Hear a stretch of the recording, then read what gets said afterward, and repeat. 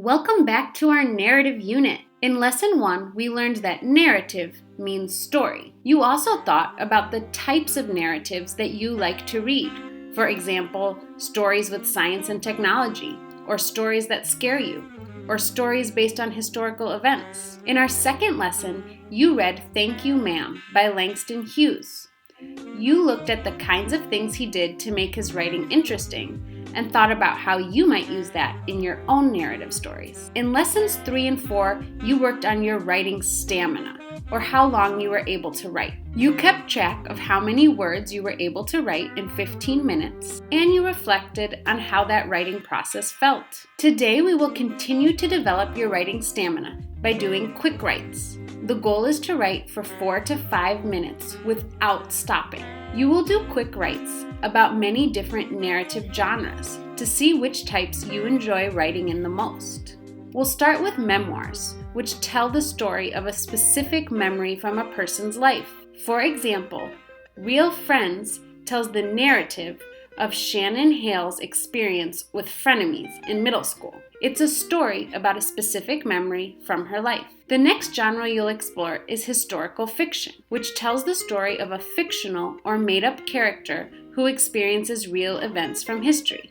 For example, Rose and Jack are fictional or made-up characters, but the Titanic was a real event that happened. You'll also explore realistic fiction, which tells the story of a fictional character who experiences real events from today.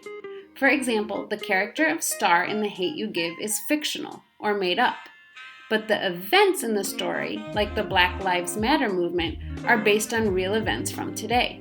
Next, you'll explore horror stories, or stories that are made to scare you. For example, Stephen King's It. You'll also explore mystery stories, which have a problem, normally a crime, that needs to be solved by a person, normally a sleuth or detective.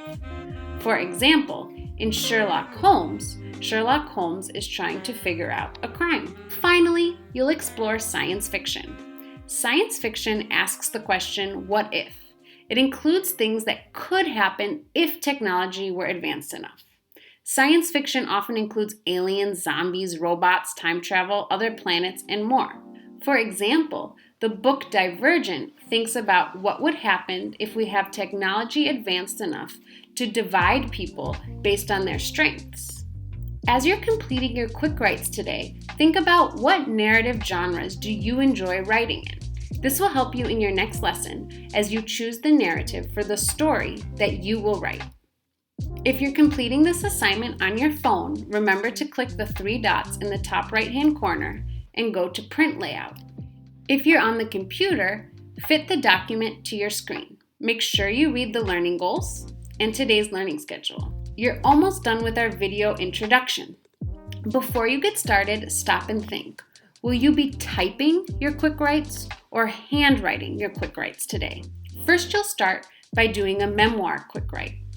You can start your story by saying, when I was blank years old, or people have always said I'm a very blank person. Well, that all started when. Or, I'll never forget the moment when. I didn't know it at the time, but my whole life was about to change. Or if you have your own idea, that's fine too. Use an online timer, your phone alarm, or a clock to type for 4 minutes. Type in this box, or handwrite on a piece of paper, and when you're done, you can go to Insert, Image, Camera. You can hold up what you've written, press Insert, and your teacher can see your quick write. If you're on a phone, click here to see how to insert a picture from the phone. Your next 4-minute quick write will be either historical fiction or realistic fiction. Again, you've got 3 prompts to choose from, or use your own idea. After that is horror and mystery. Next is science fiction. Finally, you'll continue one of the quick writes you just started or from last week.